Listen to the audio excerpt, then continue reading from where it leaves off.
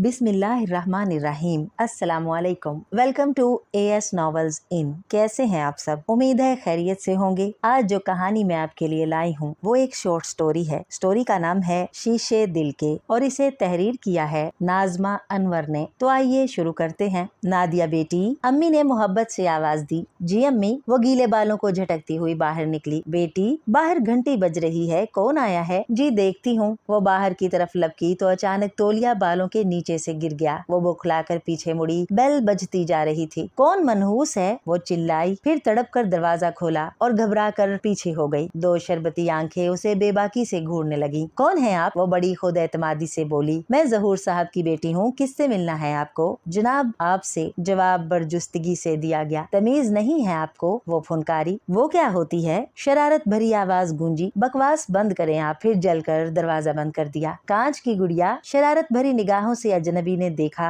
फिर पीछे हट गया। कमीना, वो बोली, फिर अंदर चली आई। कौन था बेटी? कोई लड़का था अम्मी। कहाँ है वो? अम्मी जल्दी से बोली। वो हैरान हुई। पता नहीं कौन लफंगा था, कह रहा था आपसे मिलना है। मैंने उसे गाली दी तो चला गया। हाय नादिया, कभी सोच समझ कर भी बोला कर। वो तो तेरे चचा का बेटा शाजिफ था, काम के सिलसिले में यहाँ आया था। पागल है तू तो। नादिया सुन होकर रह गई। फिर अचानक खड़ी खड़ी ख्वाबों में डूबने लगी। हाय अल्लाह, कैसी जालिम आंखें थी। कमीना। दिल ने प्यार से सरगोशी की तो वो खुद से उलझती गई, फिर हंसती चली गई। क्या हुआ नादो? अम्मी हैरान रह गई। वो खिसिया गई। कुछ नहीं अम्मी, मैं जरा। वो घबरा गई। अच्छा, तुम यकीनन कॉलेज की पार्टी के बारे में सोच रही होगी। अम्मी उठकर बाहर चली गई और नादिया फिर ख्वाबों में डूबने लगी। जहूर साहब की 6 औलादें थीं, सबकी सब ब्याही जा चुकी थी। बस एक नादिया बची थी जो कॉलेज की सेकंड ईयर में थी। हर वक्त कभी किसी आइडियल की तलाश में उसने अपनी हसीन रातें ख्वाबों की नजर कर डाली थी और अब तो उसे यूं लग रहा था कि 2 हसीन आंखें उसके दिल में मचलने लगी थी। बेदर्द, वो जेरे लब बोली, फिर उठकर कमरे में चली गई। सुबह से वो बोलाई फिर रही थी। हाय, मेरे सलूक का उस पर पता नहीं क्या तासुर पड़ा होगा। वो घबरा गई। मन में चोर था, इसलिए वो उलझी सी फिर रही थी। वो डर गई थी, ख्वाबों और ख्यालों में बहुत दूर निकल गई थी। शाजिफ दोपहर के वक्त आया। गहरे रंग के शलवार कमीज में वो बेहद जाजिब नजर लग रहा था। नादिया ख्वामखा शर्मा गई। अचानक प्लेट उसके हाथ से गिरी और छन्नाके की आवाज से तसलसल टूट गया। चची जी, आपकी ये बेटी बेहद कामचोर है। क्यों भाई नादिया? वो उससे मुखातिब हुआ तो वो धीरे से मुस्कुरा दी। एक होशरुबा